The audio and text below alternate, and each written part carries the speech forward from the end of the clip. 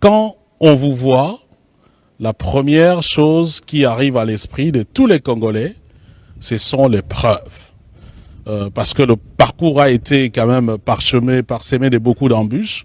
On va vous poser la question, est-ce que vous avez les preuves de ce que vous avez allégué, notamment sur les manipulations et sur l'influence politique ayant trait au candidat Kadima, pas c'est de lui dont il s'agit. À ce propos, je dirais qu'il y a d'ailleurs une partie de preuves qui sont déjà connues. Vous avez vu vous-même, Sylvie, comme journaliste, que nous avons signé tous un document dénonçant les intimidations, les menaces au processus. Et je l'ai déjà eu à le dire, pour signer ce document-là, certains qui étaient réticents voulaient avoir la certitude que ces menaces et intimidations étaient liées au processus de désignation de candidats, et ils ont eu la confirmation de ce qui était menacé. C'est pourquoi on a rendu ça, on a fait une déclaration commune, par solidarité, parce que la Senco, par exemple, n'a pas été... Alors, il y a la dénonciation par l'un de nous à une plénière du fait qu'il a été approché par quelqu'un qui lui proposait, je ne cite pas le nom par respect, comprenez-moi, 100 000 $ pour le compte de Kadima. Bon, je ne sais pas, vous voudrez que c'est lui, le chef spirituel, qui a la proposition de son collègue de voter le candidat Kadima pour le compte du président contre une Égypte qui dise son nom? Vous trouvez ça assez responsable? Je crois qu'à ce niveau, non. Alors, mais comme vous le savez, il y a aussi d'autres preuves. Les audios dont nous avons parlé, et le fait d'enregistrer pour nous, c'est vraiment, contrairement à tout ce qui a été dit, c'est vraiment pas une faute, dans la mesure où ça a été fait dans la logique de nous défendre. On serait en erreur si on avait fait ça pour humilier quelqu'un, pour discréditer quelqu'un. Alors, qu'est-ce que nous on attendait?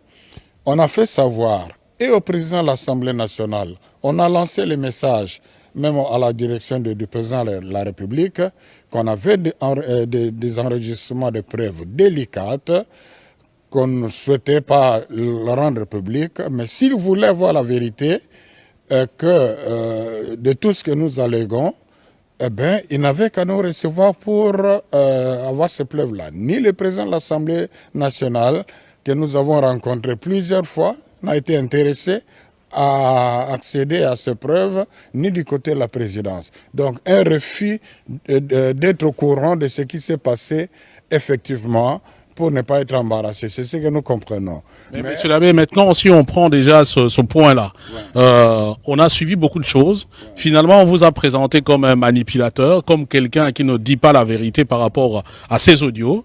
J'ai suivi, par exemple, le professeur Mbata qui considère que non, vous n'en avez pas, parce que vous ne les avez pas à présenter.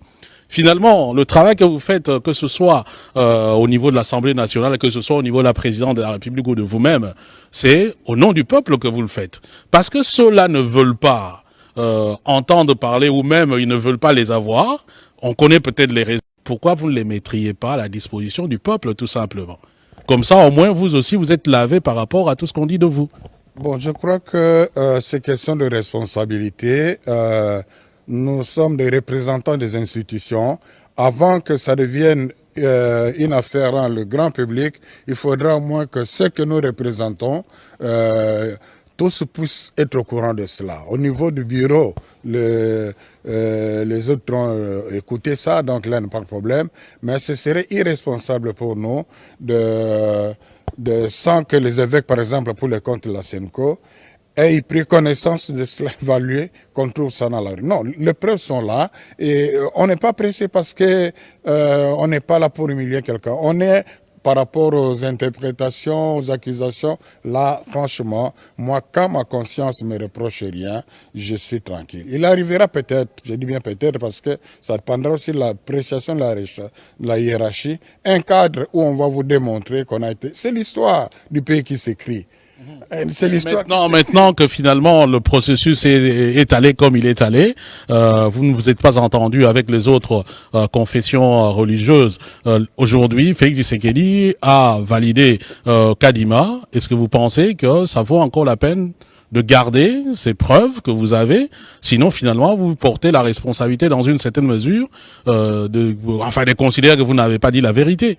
Non, je crois que je vous ai dit la question de l'habilité. Je vous ai dit les cadres dans lesquels nous on voulait exploiter ces preuves-là. Ces cadres ne nous ont pas été donnés. Vous comprenez? Et donc, c'est pas que nous on a refusé de donner des preuves. Oh, si la commission dite paritaire était voilà, c'est pour répondre au professeur Mbata, était une commission mise en place légalement, on le ferait.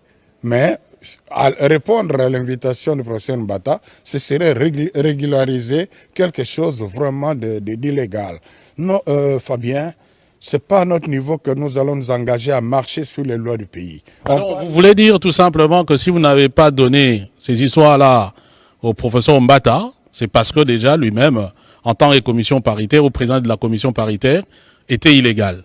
C'est vous qui dites commission paritaire. Si l'ECC et la SENCO, nous n'avons pas répondu à son invitation parce qu'on ne reconnaît pas dans cette commission la régularité, la commission paritaire telle que voulue dans la loi électorale. Donc, nous avions notre cadre, c'est auprès du président de l'Assemblée nationale, à qui on a dit que nous avions ces preuves-là. Il n'a pas cherché à savoir. Et la présidence, jusque-là, on ne l'a pas rencontré dans ces cadres-là. Alors, vous avez suivi le discours de Félix Tshisekedi, validant Denis Kadima. Et dans son discours, il estime que le processus a été régulier. Est-ce votre point de vue ou bien vous estimez que c'est un forcing? Bon, je crois que le mal est fait, il faut le dire la chose en ce sens-là. Il y a eu suffisamment de communication pour montrer que la loi n'a pas été respectée, notamment l'article 10, l'article 12 de la loi électorale, et c'est regrettable. On aurait dû mieux faire peut-être de modifier la loi que de marcher sur la loi. Et là, la réalité nous rattrapera. Alors, quand vous dites que le mal est fait, vous considérez que finalement on ne peut plus faire demi-tour? Ou bien vous considérez que quand on dit le mal est fait, vous prenez acte? L'expression prendre acte, j'ai horreur de le dire parce que les Congolais interprètent ça de plusieurs façons. Nous sommes en train de regretter que ce que nous avons voulu éviter pour ne pas tomber dans une grande crise est arrivé.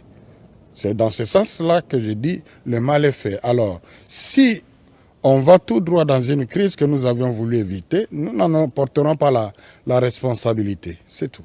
Maintenant, à ce stade, de votre point de vue, il y a crise ou il n'y a pas crise, monsieur l'abbé? C'est aux Congolais d'observer s'il y a crise ou il n'y a pas crise. Ce n'est pas à nous de définir la crise, d'inventer la crise, mais il y a quand même des signaux qui montrent, qui ne rassurent pas.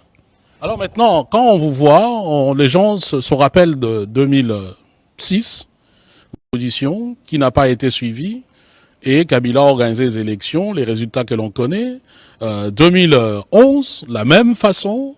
On a organisé les élections. 2018, la même façon. Les élections ont été organisées. Il n'y a jamais, là je compte, ça fait 3. Il n'y a jamais 304. Donc les gens se disent, mais finalement, l'Église catholique, maintenant avec l'Église du Christ au Congo, finalement, on arrivera au même résultat. Mais d'abord, c'est mal comprendre le travail et la mission de l'Église catholique menée avec le CC. L'Église catholique et le CC ne remplacent pas le peuple congolais. Nous sommes là comme des pasteurs de gens qui donnent la lumière, qui donnent les orientations pastorales. C'est à chacun de prendre ses responsabilités.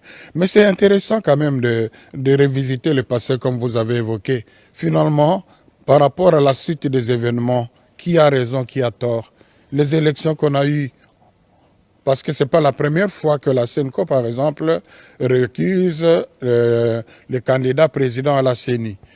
On n'a pas tenu compte de cela. Quel résultat on a récolté? Je crois que c'est la toute première fois que 2 ans avant les élections, qu'on vive ce climat ici, c'est la toute première fois que la désignation du candidat président de la CENI a causé autant de problèmes. Et on va dans quelle direction? C'est toute la question que nous nous posons.